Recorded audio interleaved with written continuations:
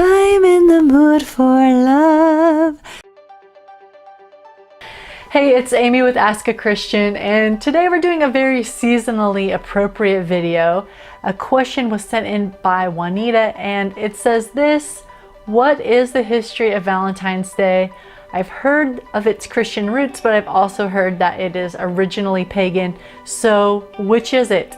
Oh goody, let's go there. But before we do, I just want to make sure that you know the fun facts I'm going to tell you about Valentine's Day today are a little bit less fun and more dark and creepy, so be prepared.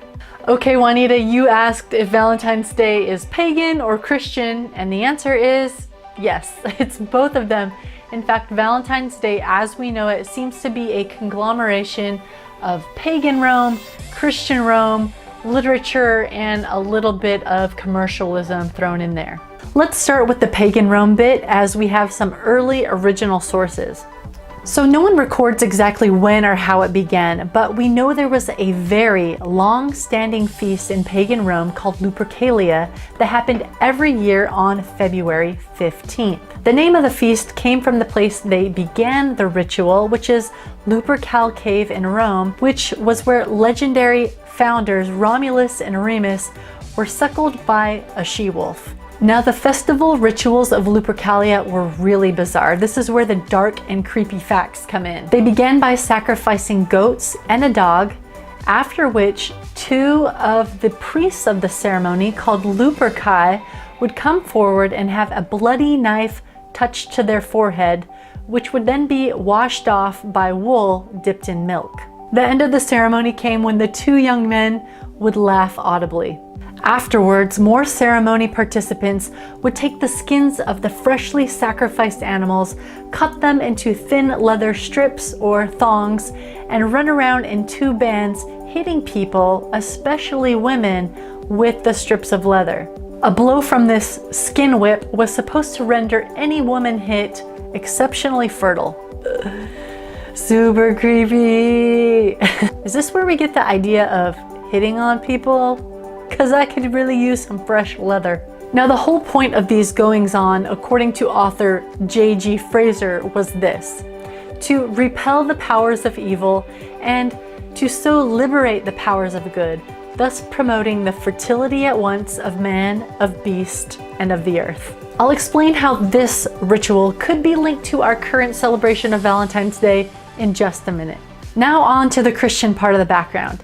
It seems that original sources of possible Christian origins are actually pretty sketch. I did a lot of digging and I read a lot of really sweet romantic Valentine's Day traditions, but what we actually know comes from the work of Belgian monks who spent 3 centuries starting in 1643 compiling these huge catalogs of the lives and the acts of the saints. This huge compilation is called the Acta Sanctorum and is actually available in English online for a small subscription fee if you're interested in perusing it.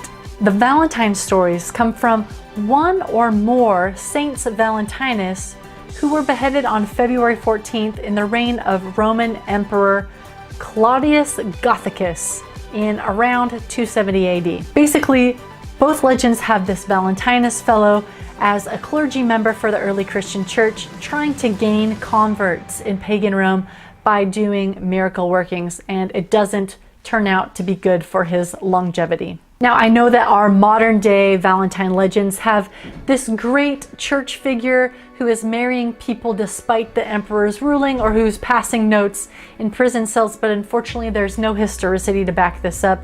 There's just not enough original sources to show that anything like that actually happened. Sorry if I'm breaking your heart on Valentine's Day. So are you curious about how the ancient feast of Lupercalia and how the less ancient stories of St. Valentine's beheading came to be combined? If so, you are not alone. Actually, everybody's wondering about that.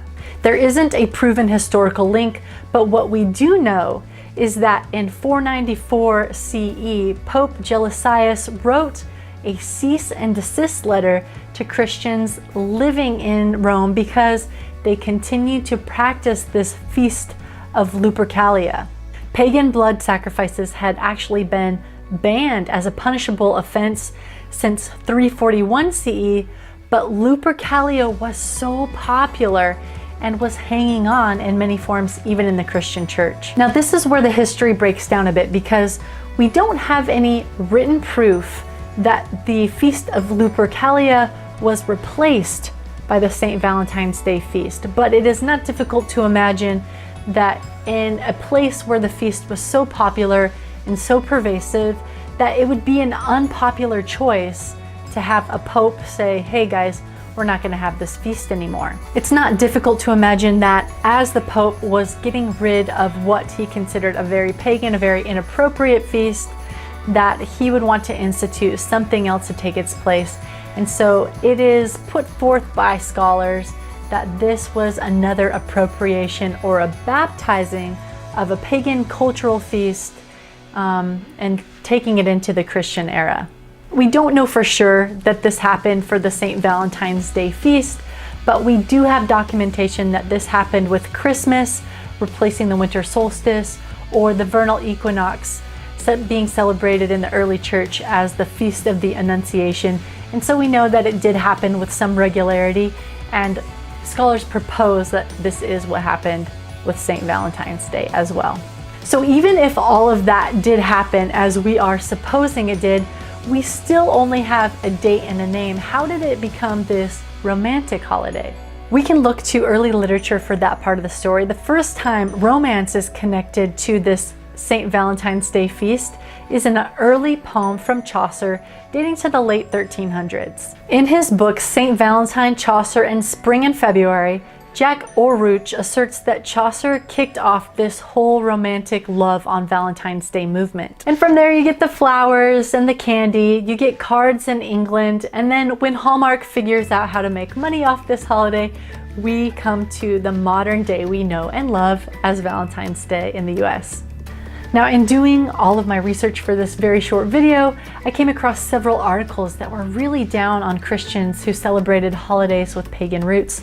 So I'm wanting to do a follow-up video to this. Stay tuned for that. All right, that's it for now. And I just want to thank you so much for liking, for subscribing, and for joining in the comments below so that we can get a community discussion going. That's really cool. Thanks again for watching. And as always, I'm wishing you joy and peace for your journey.